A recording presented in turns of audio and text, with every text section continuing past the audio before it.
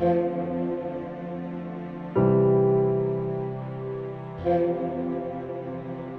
Hello everybody, I hope कि आप सब बहुत अच्छे होंगे। तो स्वागत है आपका सोहना एलिवेटेड रोड पे।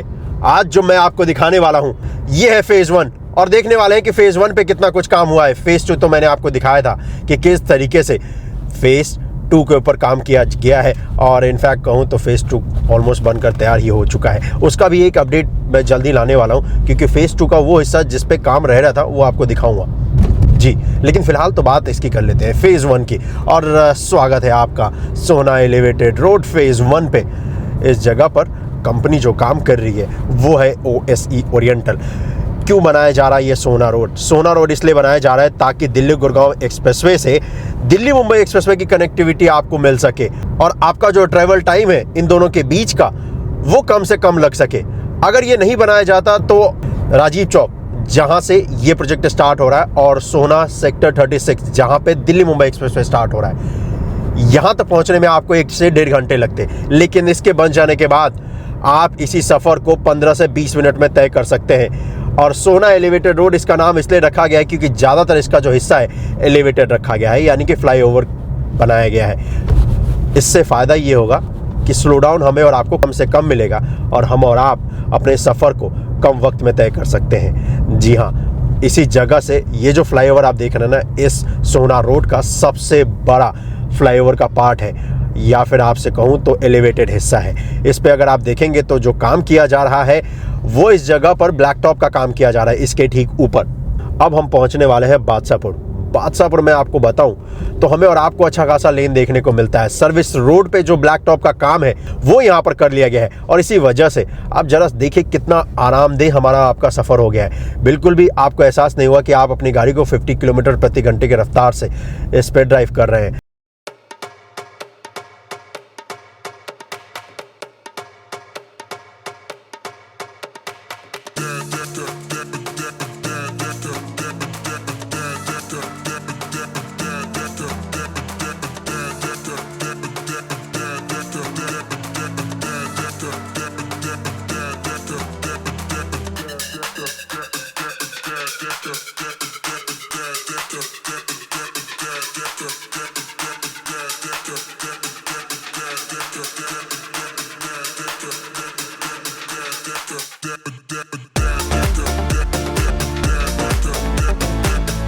बादशाहपुर का ये जो पूरा मार्केट है इस पे एलिवेटेड पार्ट का यानी कि फ्लाईओवर को कनेक्ट करने का काम हो चुका है। लॉन्चर के लिए अब ज़्यादा कुछ काम है नहीं, सिर्फ एक ये जो पिलर आप देख रहे हैं और इसके आगे जो एक पिलर देख रहे हैं बस इन्हीं को कनेक्ट करना है। जी हाँ, उसके बाद इस लॉन्चर को यहाँ से डिसमेंटल कर दिया जाएगा, यहाँ से शिफ्ट करके किसी और परियोजना के ऊपर इसको रवाना कर दिया जाएगा। इस क्रेन की मदद से भी यहाँ पर पिलर को कनेक्ट करने का काम पिछले कुछ महीनों से चल रहा और इस क्रेन ने भी अच्छा खासा पिलर को जो कनेक्ट करने का काम है वो किया है। अब ये जो पार्ट देख रहे हो सेगमेंट को ऐड करने के बाद कंक्रीट का एक और स्ट्रक्चर इसमें ऐड करते हैं और उसको ऐड करने के बाद एक पिलर पे ये बन जाता है 6 लेन का। अब हम और आप उस जगह पर पहुंच चुके हैं जो इस सोहना रोड पे सबसे पॉपुलर है और जो कि है वाटिका चौक। और वाटिका चौक पे अगर आप देखेंगे तो आज के दिन अगर मैं बात करूं एलिवेटेड हिस्से पे काम किया जा रहा है। जी हाँ, यहां पर अगर आप देखेंगे तो ये लॉन्चर जिसकी मदद से एक पिलर को दूसरे पिलर से कनेक्ट करने का जो काम है किया जा रहा और इस लॉन्चर को भी अब ज्यादा पिलर कनेक्ट करना रहा नहीं है, सिर्फ 2 पिलर है जिनको कि कनेक्ट करना और इसे भी यहां से हटा लिया जाएगा। यहां पर अगर आप देखेंगे तो ये देखिए ये पिलर है जिसको कि अभी ये कनेक्ट कर रहा है और इस जगह पर हमें और आपको आने वाले कुछ महीनों बाद स्लो डाउन से छुटकारा मिल सकता है। जी, क्योंकि ये जो परियोजना है जो कि मैं आपको दिखा रहा हूं ये मई तक बनकर तैयार हो जाएगा और हम और आप इस पे सफर कर सकते हैं। जरा इस जगह पर दृश्य देखिए वाटिका चौक का, क्या कमाल का नजारा है इस वाटिका चौक का। इस वाटिका चौक पे हमने और आपने घंटों दिए हैं, लेकिन अब ये बात बहुत पुरानी हो जाएगी। से राइट लीजिएगा तो आप जा सकते हैं गोल्फ कोर्स एक्सटेंशन रोड, यहां से लेफ्ट लीजिएगा तो आप जा सकते हैं SPR रोड और इस SPR रोड की मदद से ही तो आप द्वारका एक्सप्रेसवे पे जा सकते हैं। यहां से ठीक लेफ्ट जाएंगे तो। और गुड़गांव का इस वक्त पे सबसे बिजी चौराहा है ये, क्योंकि इसके आसपास जो रोड कनेक्ट हो रहा है वो बहुत ही बिजी होने वाला, आने वाले दिन में और भी बिजी हो जाएगा। द्वारका एक्सप्रेसवे जब स्टार्ट हो जाएगा तो ये और भी बिजी होने वाला है।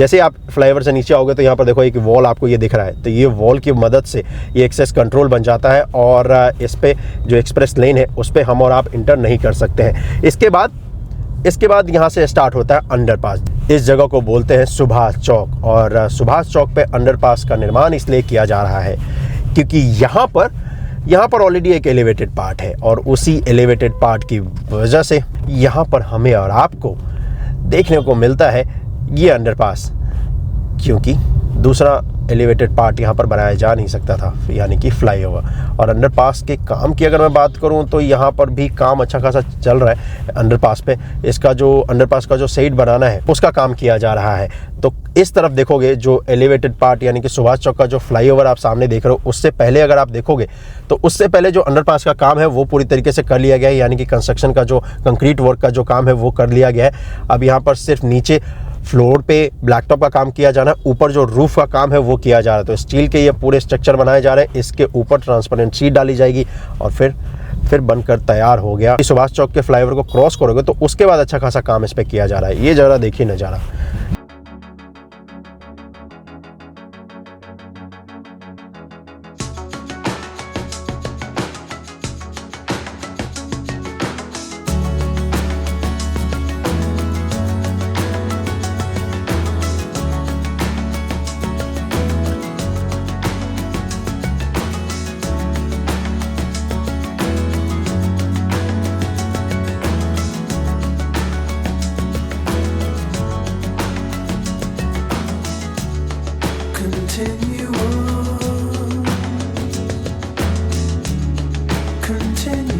सुभाष चौक को जैसे ही आप क्रॉस करोगे तो उसके बाद आपको दिखेगा कि यहाँ पर अंडरपास का जो काम है वो किया जा रहा है।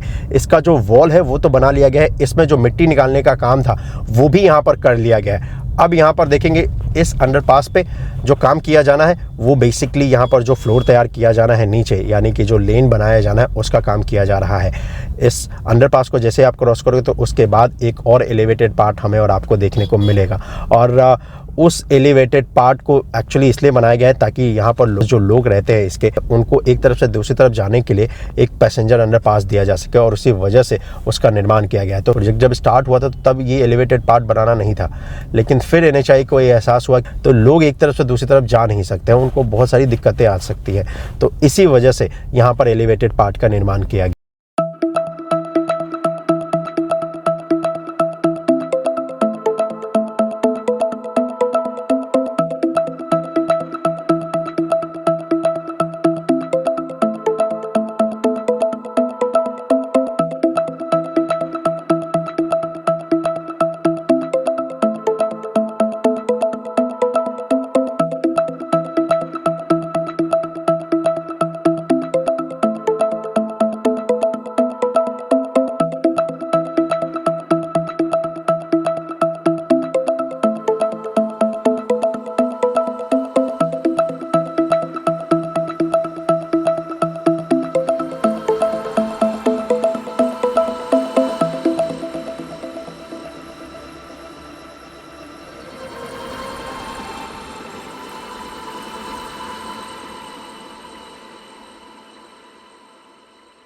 अब हम फाइनली पहुंच चुके हैं राजीव चौक, और यहीं पे आकर ये जो प्रोजेक्ट है ख़त्म हो जाता है और मिल जाता है इस दिल्ली गुड़गांव एक्सप्रेसवे पे। और इसके ज़रिए आप मानेसर भी जा सकते हैं, जयपुर भी जा सकते हैं, इसके ज़रिए आप दिल्ली भी जा सकते हैं। तो चलिए, कैसा लगा आपको ये वीडियो, आप मुझे कमेंट करके जरूर बताइएगा, और अगर आपने चैनल को सब्सक्राइब नहीं किया है तो कर लीजिएगा दोस्तों। मिलते हैं आपसे अगली वीडियो में, अपना ख्याल रखिएगा। जय हिंद।